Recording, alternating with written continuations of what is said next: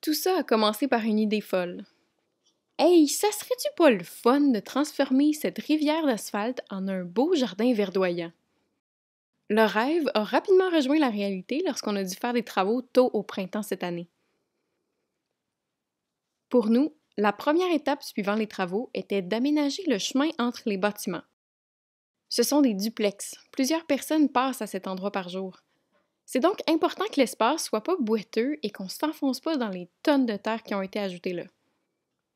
La première étape est pour moi toujours la plus difficile, faire un choix de qu'est-ce que je veux. Il y a à peu près autant de façons de faire un chemin qui existe de jardins. De la gravelle, du pavé uni, du béton coulé, des dalles avec de l'espace pour de la végétation, des roches en béton carré, des ports en béton style bois, carrément du bois, de la brique, de la mosaïque. Si tu y penses, c'est que c'est possible. Si vous pensez à refaire ou à installer un nouveau chemin dans votre jardin, voici 3 questions qui vous aideront à vous décider.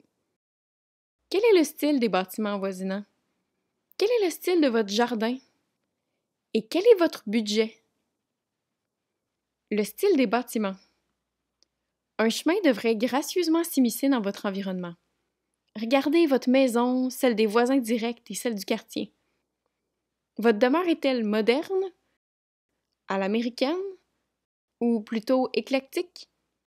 Optez pour un fini qui s'harmonise avec le look de votre maison. Par exemple, si votre maison est très moderne, grise et fraîchement rénovée, un chemin en dalles rectangulaires minces et pâles serait joli. Au contraire, si vous vivez dans une fermette, quelque chose d'organique serait plus approprié. Quel style a votre jardin? Certains préfèrent les espaces verts pleins de buissons et d'autres les espaces pas verts mais pas durs d'entretien. Regardez votre jardin et essayez de matcher un chemin qui va avec la végétation. Par exemple, un chemin de pas japonais s'harmonise bien avec un jardin zen.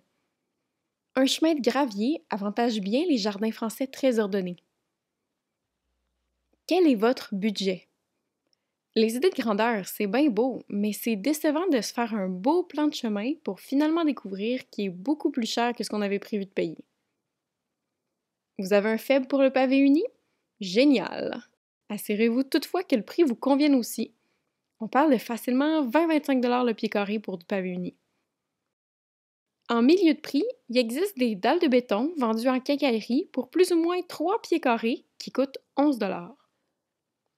Et complètement en bas du spectre, vous pouvez faire un chemin en briques que vous avez pris lors de la rénovation d'un bâtiment près de chez vous.